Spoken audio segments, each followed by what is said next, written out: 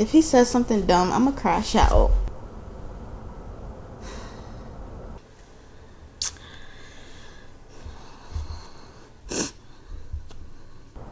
Okay, I'm trying to keep myself from crying because he doesn't learn and nobody learns. Nobody learns. Oh!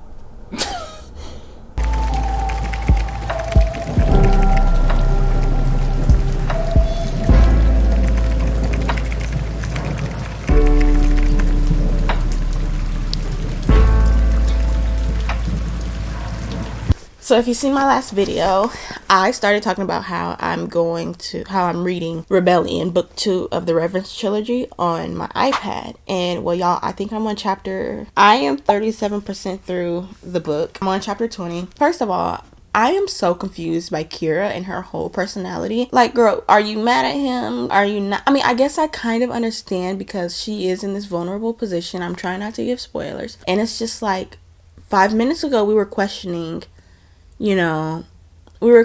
him and where his love lies, right? And then the next thing, you're screaming for him to save you. But I mean, I get it because he's all she knows out there.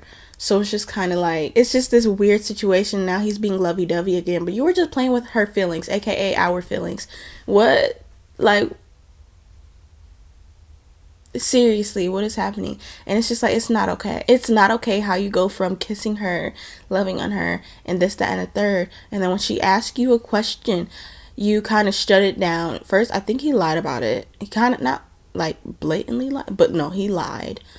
Acted like he didn't know what she was talking about, and then refused to talk about it anymore, walked away, and then he let her go into this dark abandoned dollar store by herself to search it for supplies and stuff.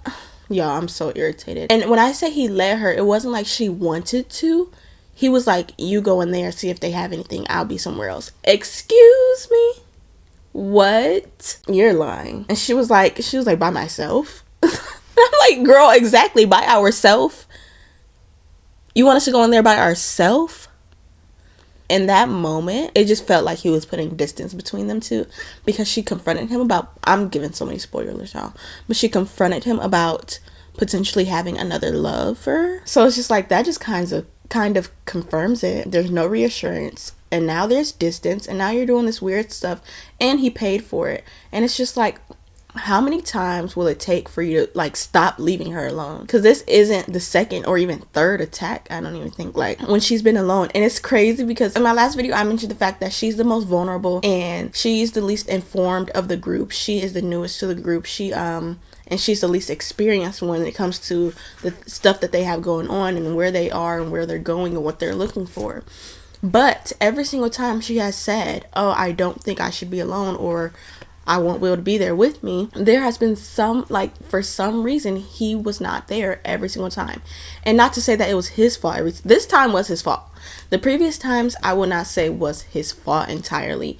But it's just like, when do you learn to stop leaving her alone? Like, this girl literally cannot stay out of trouble. She's like a walking target. Everywhere she goes, there's some man, all men, who are attacking her. And you're nowhere to be found. And you're the last person that actually saves her. I can't give you not one time in the last two books so far, from what I've read up to chapter 20 of the second book, where Will has saved her. She has saved him at least twice now. When has he saved her? And then he keeps leaving her alone and then acting so, I'm gonna kill whoever did this to you. Well, if you were there, you could have. And so something happened in that dollar store. And I just knew it, because there's just no way she's going. It's the beginning of the chapter, I think, when it started, when she was going in there. And I'm just like, okay, something just happened to her. Now I have to brace myself for something else to happen to her. And it's just like, okay, I don't know if I can take it. And again, he wasn't even the one to come save her. Like, where were you? And then Kira's personality gets to me sometimes, but I try to understand it because she's been sheltered in Vita Nova for like so long in that city life. It's just like, okay, girl, sometimes you gotta, I don't know, but I need your mind to magically just snap back to reality. Why are you giving these men all these information? Why are you like, I should just be honest with them? I feel like the next book I need to read needs to be about a character who like looks them in the face and be like, well, then you're just gonna have to kill me, because she's too fine. I'll tell you. I have no choice. They're gonna kill me anyway. Let me tell them. No, if you're gonna kill me anyway, you're not getting nothing out of me. So I just feel like I need and want to keep reading. I was up, I think, until close to 1 last night reading. I want to see where this...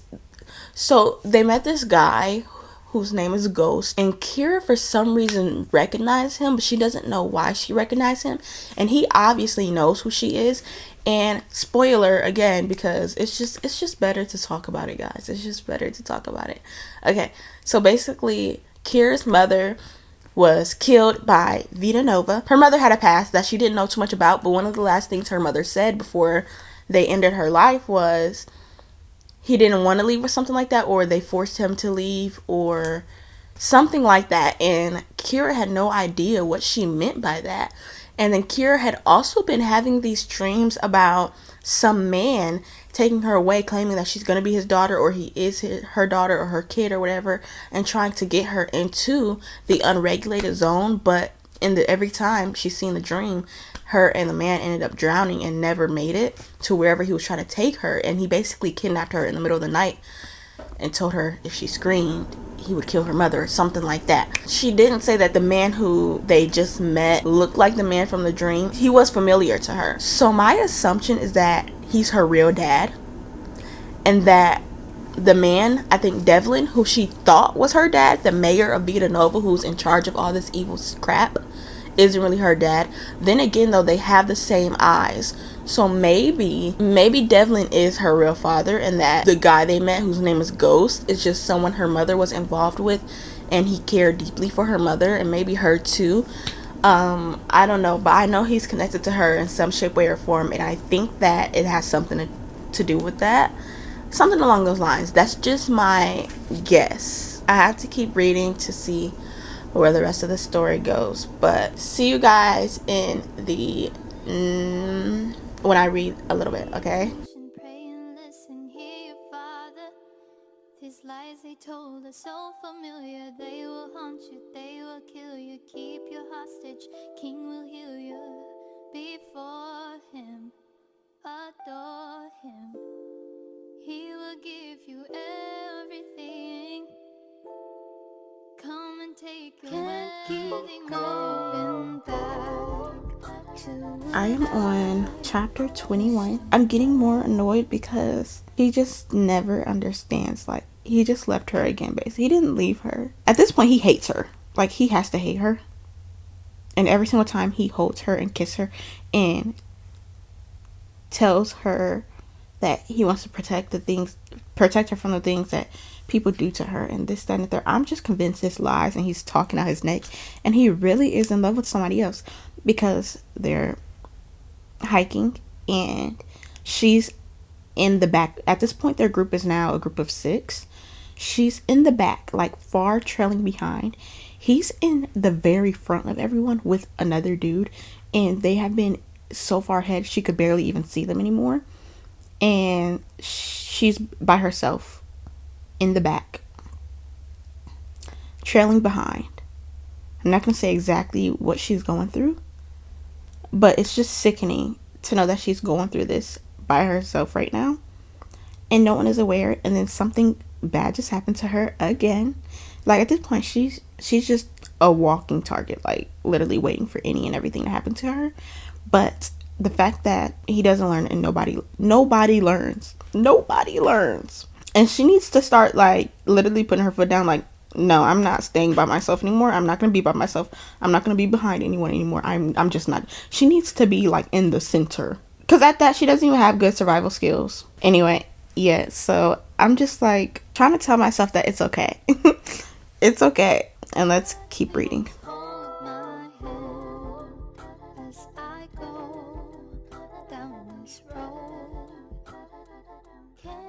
Maybe I can forgive Will just a little bit for carrying her, I should say, all that way. Okay, maybe I lied. This is his second time saving her, but not from other people. He's never once saved her from other people, but this is the second time he's pulled her out of a river and carried her to safety. So I guess I can forgive him just a little bit. I'm gonna just keep reading.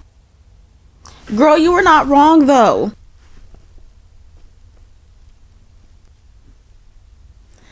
She feels guilty now because she feels like she's hesitated to give him all of her love, and she feels like her insecurities are putting a wall between them. No, I'm so freaking mad that she thinks that, because first of all, you asked him a very, like, that's normal, especially in like a new relationship. If you suspect that he has something going on with somebody else, at least you asked him. You didn't assume. And he refused to answer. He acted like he didn't know what you were talking about at first. And it wasn't the kind of, oh, what are you talking about? It was the, I don't know what you're talking about. And then being super dismissive after it, getting up to leave and telling her that you're not talking about it or whatever the case may be. And then acting weird towards her. Girl, you didn't do that. You didn't do that. And now I feel like she's gonna go say something and then embarrass herself. Not embarrass herself, but like realize that it wasn't her. Like, it's not you. That's what reassurance is for. You express your concerns. And she knew her trust stemmed from her relationship with her father. It was just one more way Victor Devlin continued to cast his shadow over her life, controlling her even from behind the barricade. Girl, yes, you have daddy issues, but I still feel like it's very valid. Okay, now I need to tell you guys why she thought that in the first place. It's 7 a.m. 7 a.m., the usual morning lineup. Okay, back to reading, guys. Ouch! Ouch!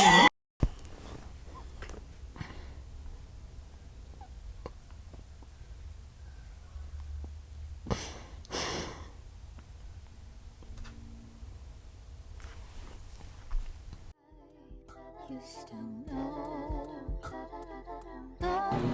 of my head as I go this road. Can't keep going.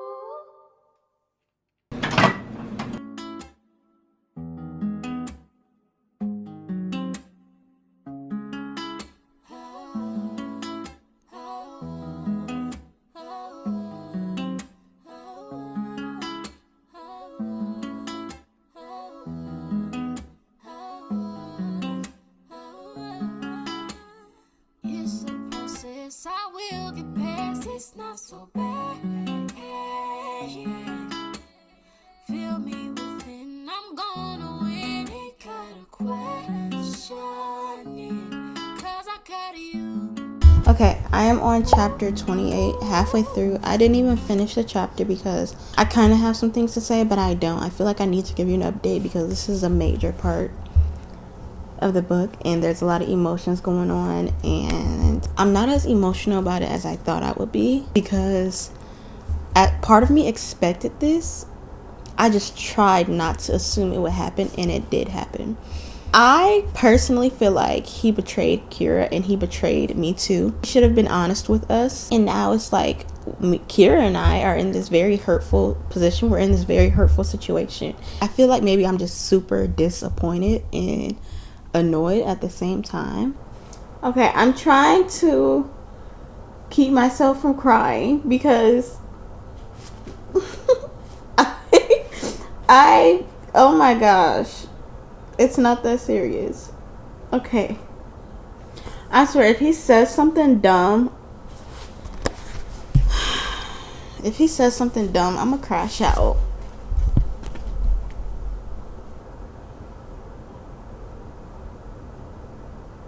And he said something dumb.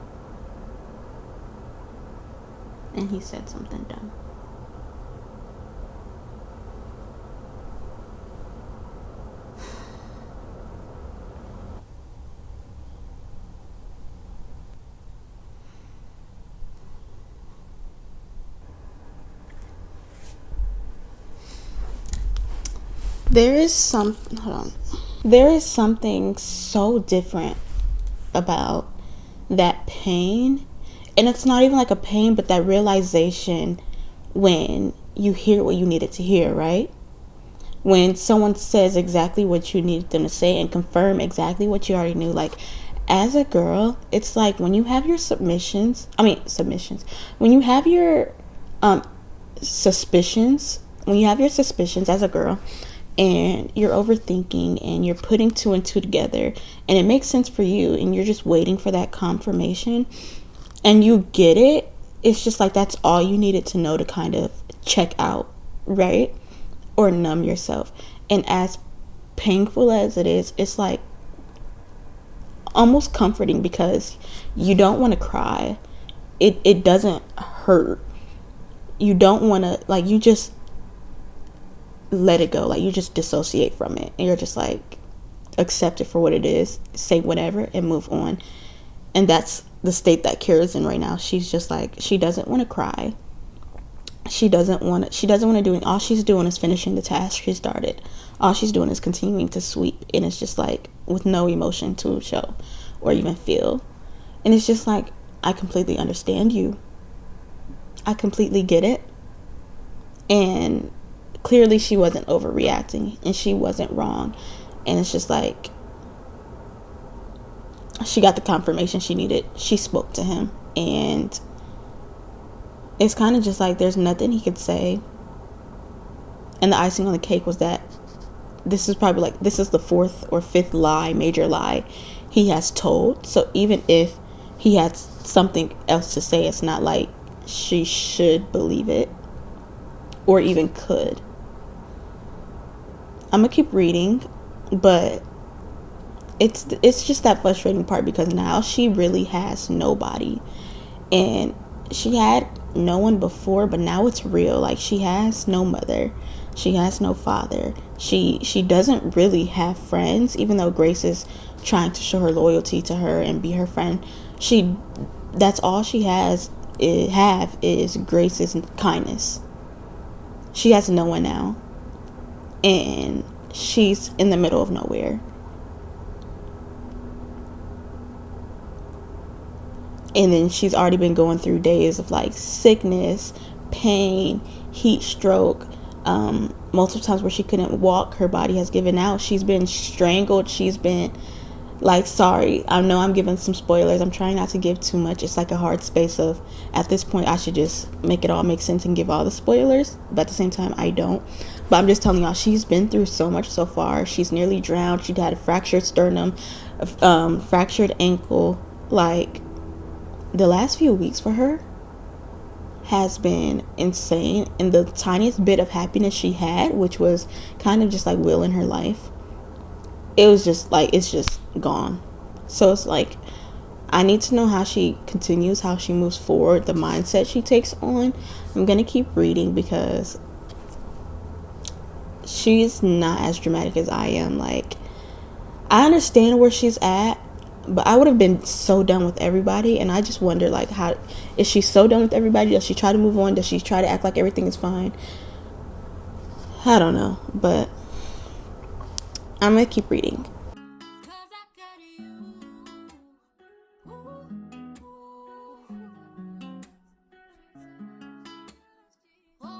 Oh my gosh, Kira just got the woman to woman text. Tell me why Avery was just like, Kira, can we talk? Oh my gosh, leave her alone. Can y'all leave her alone? Can she get a break? Okay, now I gotta brace myself for whatever she's about to say, because it's probably about to be some dumb crap like take him back. Exactly. She's busy, like she said. Oh!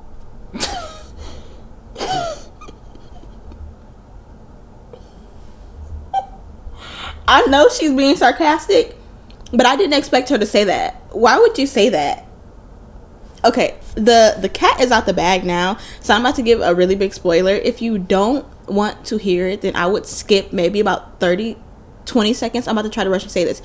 Tell me why Avery... No, sorry, shut up. Ugh, crap. Okay, tell me why Bailey just said to Kira that her and Avery needed to flip a coin if it was necessary over Will. Like, I'm pretty sure she was being sarcastic. I didn't finish reading her sentence, but I know she was being sarcastic. But she's talking about as much as she loves a good love triangle story, if they need to flip a coin over, we'll do it as long as they talk. Heck to the no.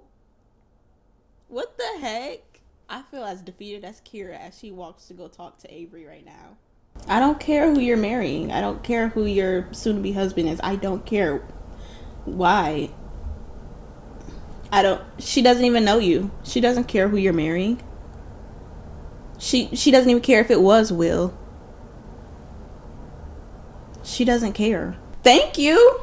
I was wondering, because that was so weird. Okay, first of all, Avery was like, well, if you know I'm getting married, why are you still mad at me and why are you mad at Will? Kira was like, I don't understand why we're standing out here. You don't owe me any explanation. We don't know each other. You don't owe me anything. Exactly. So why did you pull me out here to talk?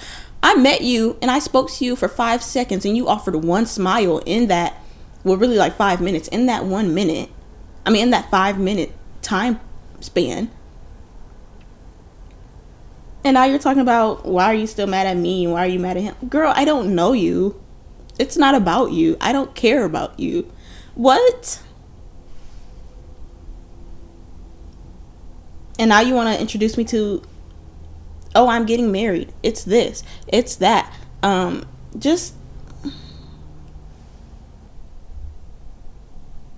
told y'all this talk was coming. He doesn't even love me that much. Girl, that is not nothing. He still came looking for you. Don't be sitting there acting like that. I told y'all it was coming. She's talking about, I'm gonna just read it to y'all. Give the guy a break. He wasn't totally honest with you. He made a few mistakes. Nobody's perfect. But he's one of the best guys I've ever known. He deserves to be with a girl who truly makes him happy.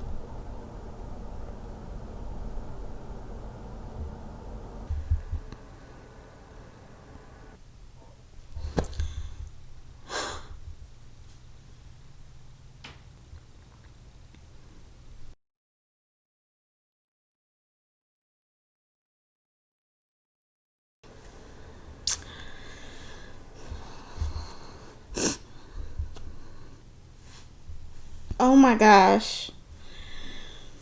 Oh my gosh. Ow. Oh my gosh. I just can't. When y'all get to chapter 37 and you start reading chapter 37, I need you to record your reactions to it. It's over. And I'm not reading the epilogue because I don't have book 3 and I'm not going to tempt myself like that. And it ended with her finally talking to God on her own, and I guess he told her what she needed to do. I will be getting book 3 the day it comes out because I am beyond invested. Her growing curiosity regarding God, regarding Jesus and what everyone is talking about, I feel like makes the story even more captivating because of the situation at hand with Vita Nova, with the city, with what they do, and realizing how wrong it is. And then her finding her purpose and realizing that maybe like she has a purpose and that this is her purpose and that she's stronger than she thinks and that there's more might to her than she might believe. And I also feel like constantly her and the people she was with were put in a position to where they were extremely vulnerable and they had nothing and they were constantly in danger, and they've come so far despite everything. That it's just like, okay, who else dies? Who else gets lost? Who else is put in harm's way? What else happens? So I would rate the first 2 books 5 stars. That's all I have to say. I hope you guys enjoyed this video. Love you all. Stay safe. Bye.